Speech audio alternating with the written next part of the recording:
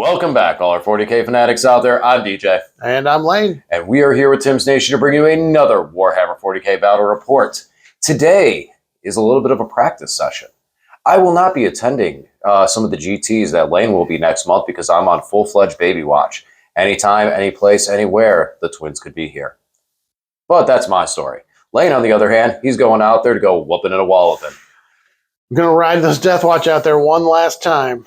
Yep, and because the codex did not drop and no pre-release, no pre-orders, no pre-anything this last weekend, Lane is safe for at least one of the GTs that you're planning on going to. At least one. Yeah, I've got one on the 10th and 11th, and then one on the 17th and 18th. So I feel pretty safe about the one on the 10th, not having the Imperial Agents book out by then. Maybe even the 17th. We'll see. But right. Yeah. But that's going to be where we kind of work into that for right now. So for right now, I'm going to be prepping Lane for that GT.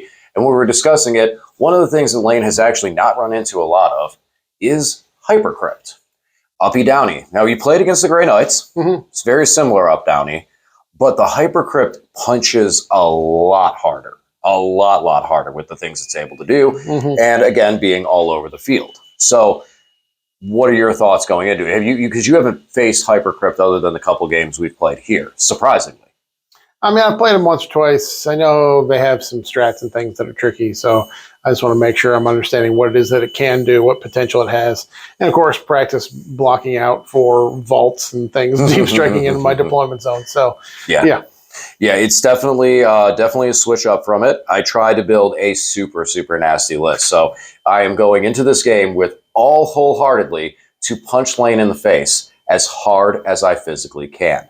And that's out of my wheelhouse because I'm usually more the finesse. Let me just score points. And today I'm just like, you know what? Just keep hitting it until it dies. You're playing like me now. I know, right? Oh, you're rubbing off on me. Don't do that. Don't do that.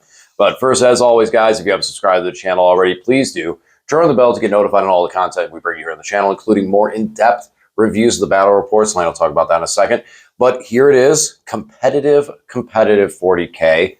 Hypercrypt versus DeathWatch. Lane, what does your DeathWatch look like that you're taking to the tournament and for today? All right, so this is the DeathWatch list I am bringing today. Now, if you want to know more about this, more in depth about all the enhancements, how everything works, please check out our individual army reports where we go through all the units and how we're going to be using them. But here I'm just going to burn through it real quick just so you know what I've got. So this is DeathWatch in the Black Spear Task Force, so the DeathWatch specific detachment. We have 2 Watchmasters today. One Watchmaster, the one with the black base, will be have the enhancement, the Thief of Secrets. The Watchmaster with the tan base will be my Warlord, so he's the one that'll give off the aura, increasing the cost of CP. We also have a Captain with a jump pack. He's got the enhancement Tome of Ectoclades, and we have an Apothecary Biologist with the Beacon Angelus enhancement. We've got 2 5-mans of DeathWatch veterans equipped with 2 frag cannons, 2 thunder hammers, and the sergeant there with the Xenophase blade.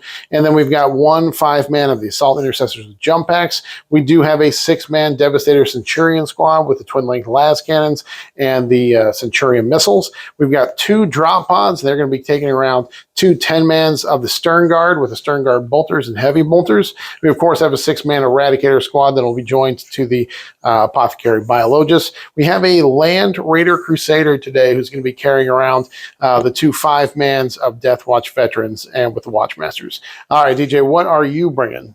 Ladies and gentlemen, do not adjust your set. What you see is what you are getting. That is a Tesseract Vault. That's right. We are playing Hypercrypt, and we are bringing the Tesseract Vault. Because we can't teleport C'tans around, this guy at 400 points and 2 C'tan powers looks like he can do a lot of whooping and walloping. He's going to be joined also by a Monolith with Death Rays. We have 2 5-man squads of the Death Marks, a 2-man of Canoptic Tomb Spiders, 5 of the Flayed Ones. We have a 20-man brick of Warriors with Gauze Reapers, 2 Crypt Thralls, Plasmancer, and a Royal Warden. That's right, a Royal Warden making his debut on this channel. 2 Hexmark Destroyers, Illuminator Xeris, and last but surely not least, 6 of the Tomb Blades. I wanted more of the Tomb Blades. I really like what they can do. One of the things that I used a lot one of my favorite things out of Hypercrypt, and in the future I might try and build something a little more fancy with this, is running a 5-man squad of Immortals with a Chronomancer to shoot and then move on objective markers from anywhere. The Tomb Blades have that same ability.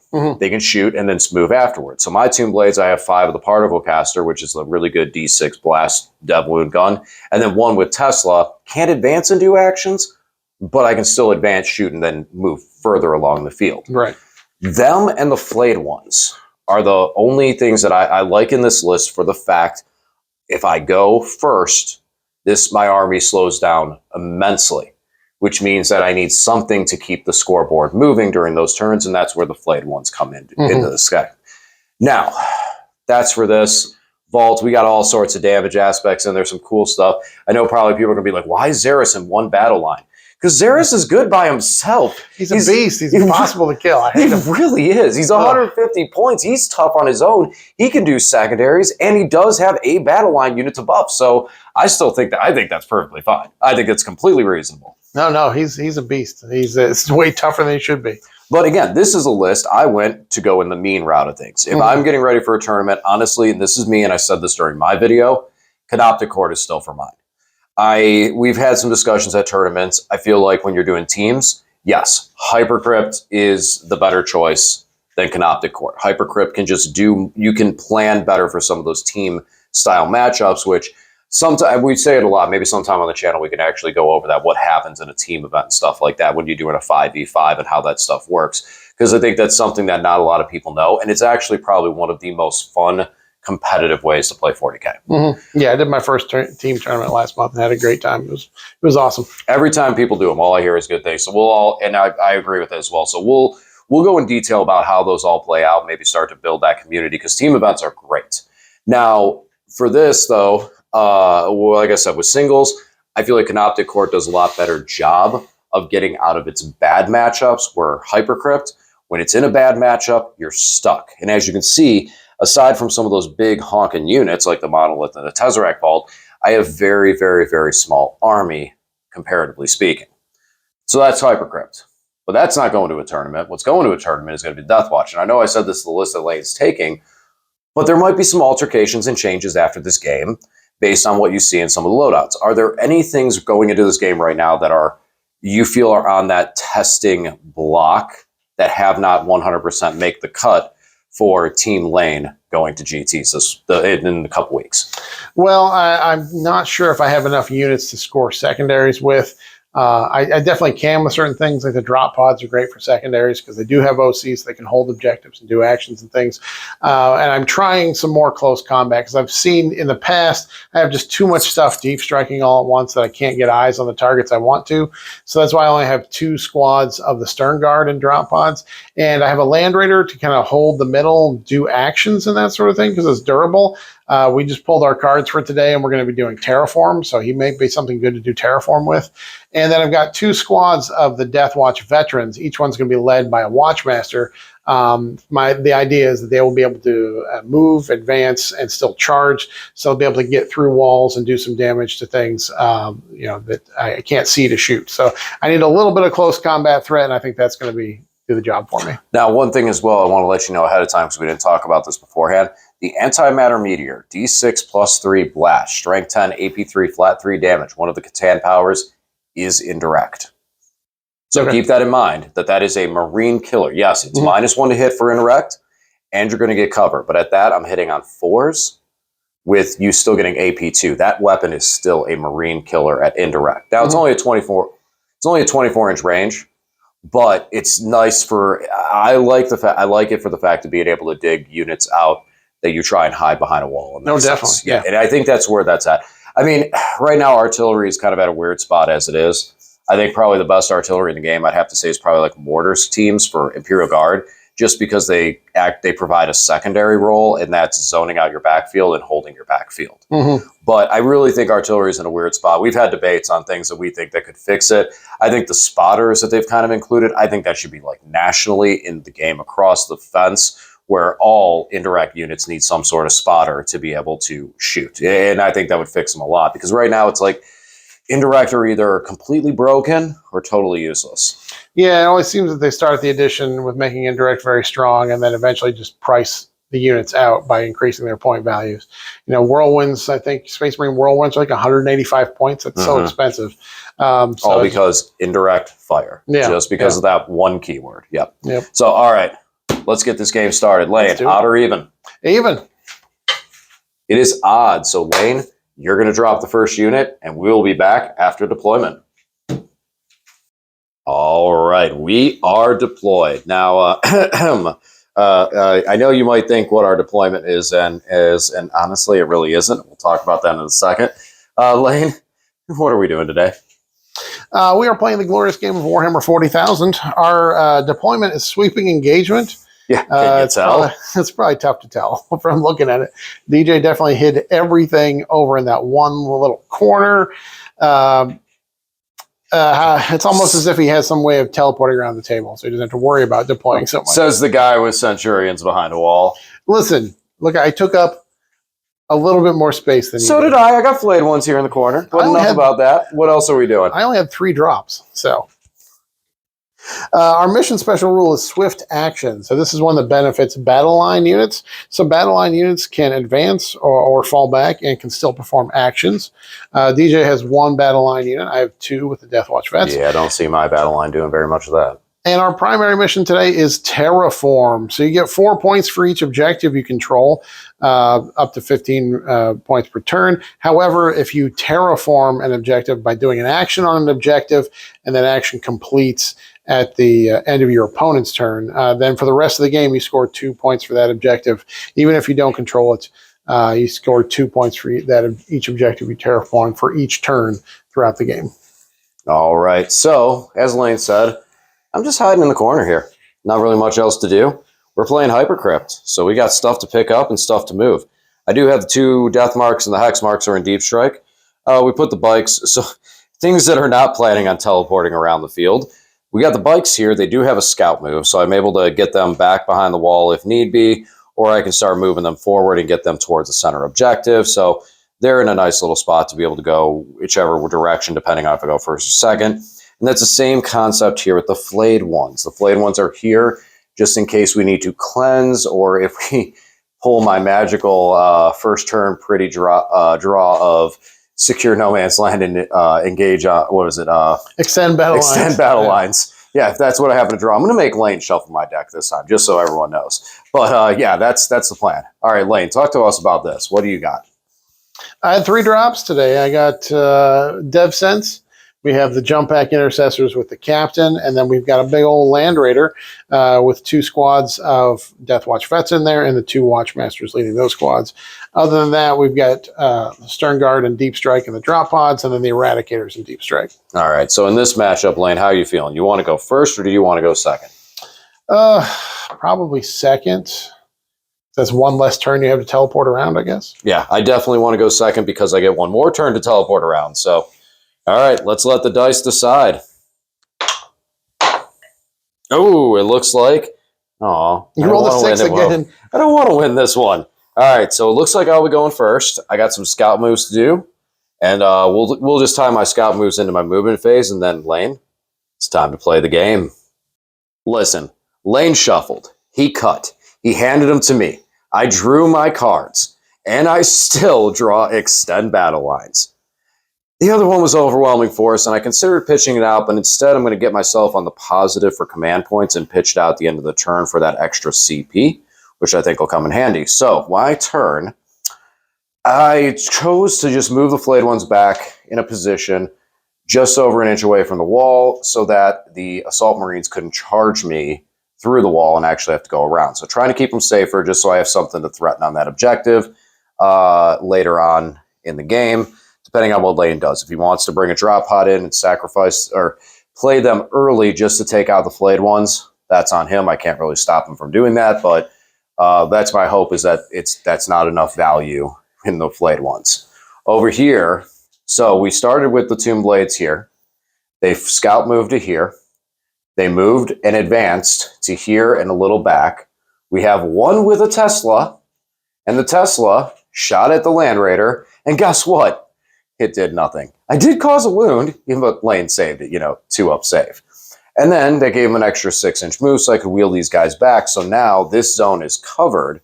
so that Lane cannot drop the Centurions in here and draw a line of sight back here to start doing damage early to my big boys. So that's going to be it for my turn. I'm going to get the 5 on extend battle lines. I'm going to pitch Overwhelming Force for a command point and hand it over to the DeathWatch. So I pulled the Overwhelming Force and established Locus. So at the end of my turn, I'll be down in my dev sense, and then I brought them back in here so they can hopefully overwhelm this force and pick up little tomb blades here. And then I did bring in my drop pod with some Stern Guard to pick up these guys. They're not on the objective, but the drop pod will establish Locus in my opponent's deployment zone. And while these guys are here, they might as well pick up these flayed ones. So DJ doesn't have a ton of units in his army, so I'm hoping I can just start picking up some units and maybe affect his ability to score secondaries. We'll see. So I'm going to do a little bit of shooting. You do a little bit of blasting. Remember the dev sense, re-roll the entire hit roll when the target is on an objective. So I did not oath them. I just oathed the flayed ones. So going to do some shooting. Zerp. Zap the tomb blades. Zap the flayed ones. So I scored 7 on secondaries because my drop pod established a Locus, and then I did overwhelm 1 force, kill 1 unit on an objective. So yeah, great, good for points, but I kind of exposed myself a bunch. I got my Land Raider out here doing the terraform, so we'll see how badly he gets hit. DJ can bop around the table now, so we'll see what happens. On to his turn. Where did my army go? It's over there. So for this turn, we have Secure No Man's Land. So we got the other one. Lane Shuffle only delayed me 1 turn. And Defend Stronghold. We did get a 0 on primary because I did pick everything up. Wasn't really planned into that one, but that's okay. And we started bringing things down. We came over here. So my movement phase was entirely just reinforcement stuff. So first we brought the spiders down. And they're in there to protect the vault. Then we brought over the monolith, deep struck the warriors because they have the deep strike enhancement. The vault I spent a command point on to drop it, so I was able to get it in better position. And Lane chose to overwatch with the Centurions onto my warriors, who are on an objective with full rerolls to hit. And in the end, I have 1 crypt thrall, took 2 wounds. I did 10 wounds to DJ with the missiles. But he just spiked his saves, and I failed to. I rolled 2 1s on my D3 damage, so I didn't even pick up a Crypto Thrall. Great. Lane chose to do that before I triggered the monolith to bring Xeris out. I should have done it the other way. Note for the future. But then I brought Xeris out, and he's hanging out 6 inches away from the monolith, hanging out in the building, buffing the warriors. So we're going to do some shooting. The monolith and the vault do have range into the Land Raider if need be, but primarily I need to get these Centurions need to go away, because as long as the Centurions go away, that means it's 1 less anti-tank threat on the table and starts making my big guys that much more threatening. All right, let's do some shooting. Well, that was impressive. The damage has been done. So with the combination, first we shot with these guys, which have full rerolls because of coming out of reserve, lethal hits, lethal on 5s, AP2 because Xeris hiding in the building. All of that combined did quite a bit of damage to the Centurions. And then the Tesseract Vault. Tesseract Vault went nuts and just finished them off. That was huge, huge. Good job on the Vault. And then the Vault was able to still throw an antimatter meteor at the Land Raider, doing a little bit of damage in there. Actually, no, I think he failed entirely on the Land Raider. The big talk of killing the Land Raider was right here with the monolith. We did not sustain any of the death rays, but we did hit with all 4 of them. Spent a CP to reroll 1 of the wounds just to put 3 wounds on it.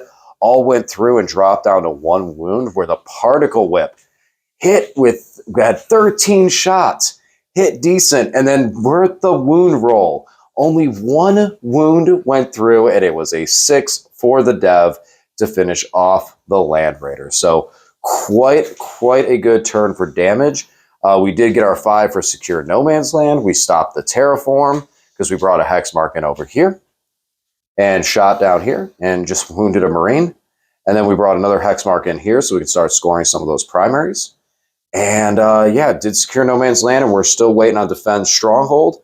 And that's going to be the turn. All right, time to kick it over to Lane and see how he answers back.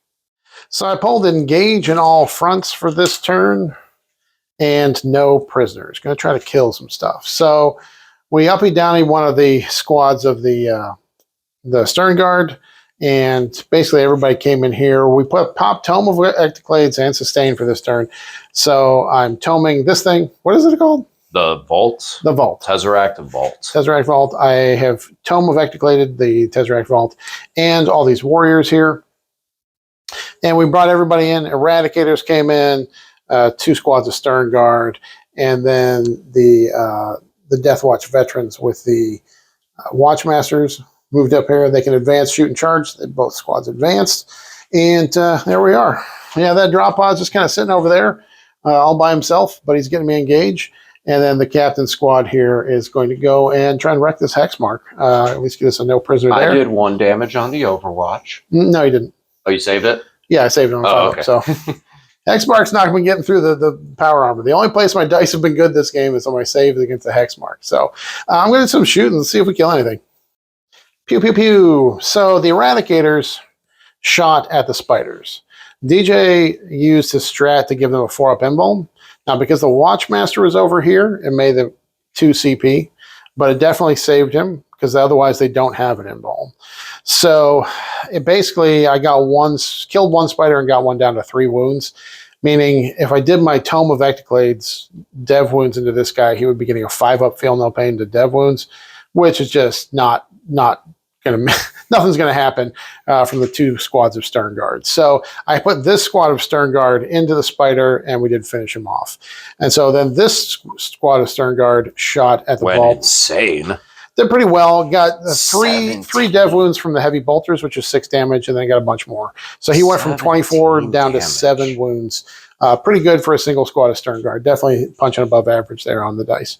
Then I thought about that. So I probably should have put the spiders behind afterwards, but as well, it was kind of good that the spiders were here because of how much they soaked up. Because even so, with that 17 feel no pains, that would have been the Eradicators and everybody shooting at the vault, and the vault probably would have went away. So at least the vault is still alive. Yeah, it definitely made me put these 2 squads into just the spiders, but I'm glad they're gone. And I have to kill them dead, obviously, to get rid of the buff, but also they start reanimating if I don't do that. And then the 2 squads of the DeathWatch veterans shot their frag cannons. So we had a total of 4 frag cannons, and it killed a lot of these warriors just getting the sustained, because I popped sustained, and the blast, and rapid fire to D3, so killed a whole bunch of those guys. So we'll charge in and finish them off. And then we did not shoot the hex mark here because we got to make sure we finish them off in combat. We got to charge onto the objective to get that. So that is what's going to happen there. We're going to do some charging and see if we can kill a couple more units. Didn't complete the charge into the Tesseract Vault. These guys might have done some work because he was Tome of Ectocladed and we got 1 Power Fist, and they might have taken a few more wounds off him. But both of the veteran squads with Watchmasters got in here, wrecked the rest of the warriors, and picked up the Plasmancer. The Warden survives on 2 wounds. And then, no surprise, Jump Intercessors with Captain wrecked the hex mark. Hilariously, the Captain totally whiffed. He has a Power Fist. He got 5 hits and then got 0 wounds. I rolled all 1s and 2s. So, but the rest of the squad was able to pick them up. But yeah, so no prisoners was good. We got 5 on that because we killed, I think, 4 units. And then engage in all fronts. I got Baby engaged because I got Drop Pod, Jump Boys, and then Stern Guard. And we got 3 of them. So that's it for my turn. On to DJ's. That was a very, very strong crackback. Losing my spiders, not happy about that. Lost the warriors, kind of figured that was going to happen, but I still have the vault and the monolith, so we're going to try and do some damage with them. So we got recover assets and storm hostile objectives. Originally, it was bring it down, spend a command point, and shuffled it out, because I don't really want to spend my time with drop pods. Didn't move in the movement phase, because I didn't want Lane to be able to overwatch me with, he still has the tome on the vault, so I at least want to just sit still. We can see everything, Here, let's give you, for the viewers out here, we're bringing this to you in Volta Vision. This is a Vault's eye view of what we can see. Think we're good. Oh, wait. And then over here too. So if you've ever wondered what it's like to be a Tesseract Vault, this is what it's like to be the Tesseract Vault. So we're good there. Monolith is also in a strong position. It's got plenty of targets in front of it. Monolith eye view.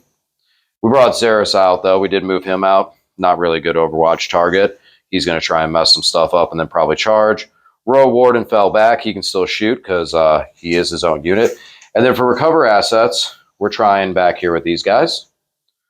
We're going to try this guy. He's just out of my deployment zone, so he's good over there. And then we brought in these death marks over here, which I'm just going to keep, it looks probably just going to keep pulling the squad back and forth.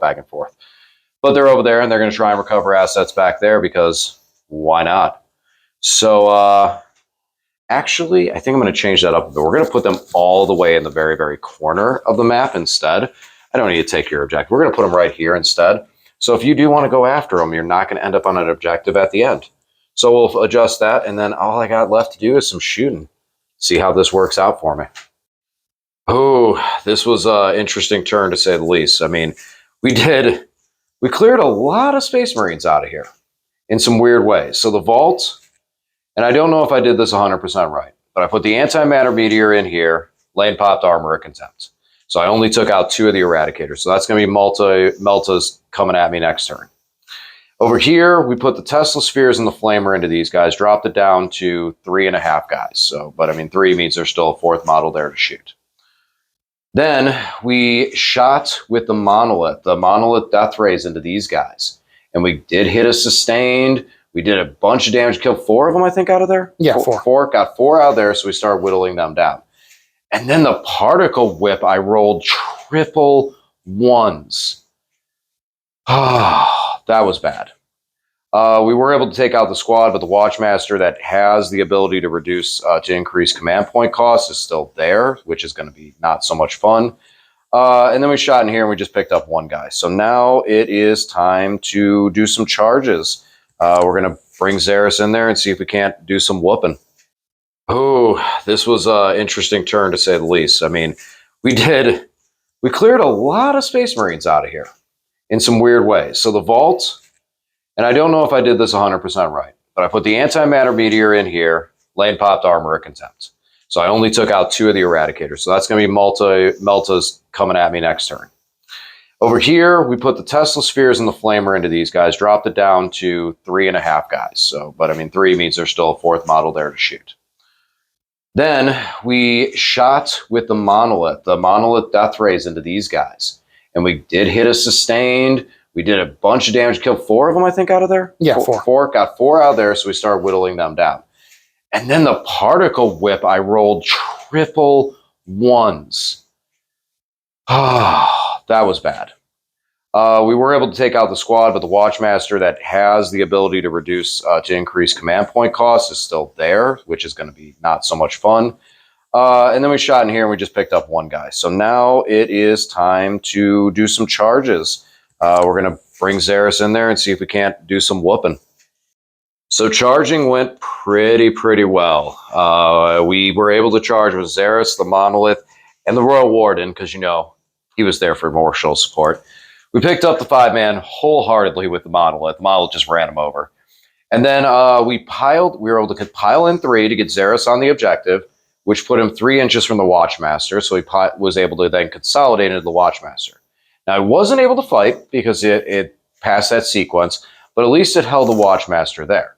And Lane fought back, doing no damage. So I felt reliable that Xeris was tough enough to be able to hold that back. So that Lane has to kind of make some decisions now on how he wants to do that, and at least just tie that Watchmaster down a little bit. He can fall back and do stuff, but does he want to spend the command point on that? I don't know. Just want to make him make some decisions. So we're waiting on recovered assets because that's the end of Lane's turn. But we do score what was the other one that I had? Storm Hostile. Storm Hostile, because I stormed this objective with everyone. All right, over to the DeathWatch. So I pulled Defense Stronghold and Behind Enemy Lines. I think Behind Enemy Lines, good old drop pod scoring me points over there. But I wouldn't be able to get back to my home field objective. I could do it with these guys on an advance, but I'd have to roll a 4, and then I just risk losing out. So I'm going to have them do a stay there and terraform. Terraform, my lovelies. And then over here, we oathed a moment the Tesseract Vault. He's got 8 wounds left. Just got to make sure he goes away. So we're going to put the Eradicators into him, and then whatever else we need to is going to go into him as well. Going to do some shooting here. Good news is we did pop the pesky Tesseract Vault. No, that's bad news. Started pouring fire into Xeris and then forgot that he is functionally indestructible. Toughness 9. Toughness 8. 9 wounds. 9 2 wounds. up, 4 up, feel no pain. Yeah. And then he heals at the beginning of each turn. So it's impossible to kill him unless you put your whole army into him. So I tried shooting the Warden here with the other squad, just didn't get any damage through. So not a whole lot there. I don't know about charging. Makes me feel bad because I'm not going to be able to kill anything. But it prevents you from upping downing and gets me on the objective. So I don't know. Stay tuned. Let's see if I charge. Okay, we charged Xeris. As I said, as I complained to you guys previously, he's impossible to do damage to. That was 8 Power Fist attacks and about 28 bare hand attacks going into him, and did 1 wound to him. And of course, he'll heal that back. The good news is he did slap me back and only picked up 2 guys, so we lucked out there. Didn't get hit too hard in return. So on to DJ's turn. Did you score anything on secondaries? Sure. I scored behind enemy lines for 3 points because I got a unit over there. And these guys are doing the business. The business being terraforming. Looks like Mark for Death as well as Cleanse for this turn. So for Cleanse, we picked up the Royal Warden who was still left alive. He came down here, so he's going to cleanse Lane's home field objective. Thank you, Lane. And then and then the Hex Mark that was stayed on the field to finish recover assets moved up here, and he's going to cleanse this objective for me. Everything else kind of stayed put. I didn't want to move the monolith to give Lane the ability to overwatch me. And I really can't get Xeris out of there. He's kind of stuck. So he's going to stay there and fight. Now, as far as Mark for Death, Lane picked 3 targets. The Jump Infantry. This drop pod back here. And last, this squad right here. So we're going to try and see if we can't finish them off. It's going to have to be combat. As far as shooting, well, let's go after these guys and see what we can do. All right, time to shoot, and we'll see how that happens. Armor of Contempt. Armor of Contempt is a bane of my existence. Ugh. All Lane had to do was not roll 6s. 3 wounds with the Death Rays. AP4 with Armor of Contempt, just 6s. Just don't roll 6s, Lane. 6, 6, and 1.